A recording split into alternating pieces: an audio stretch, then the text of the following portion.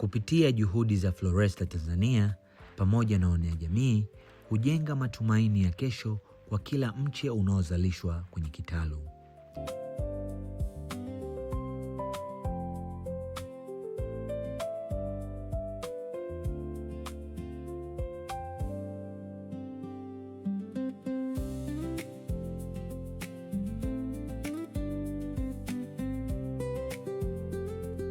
Hapa ni hatua muhimu kuelekea uhifadhi wa mazingira, ongezeko la kipato kwa jamii na ujenzi wa mustakabali endelevu.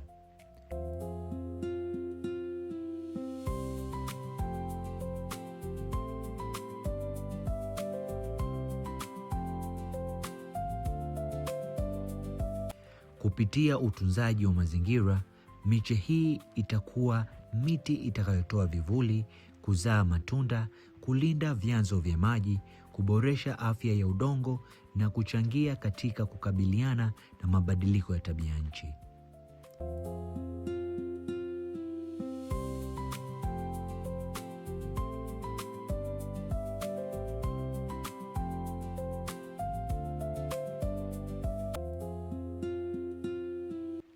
Hapa ndipo safari ya kuiponya ardhi na watu wake inapoanzia.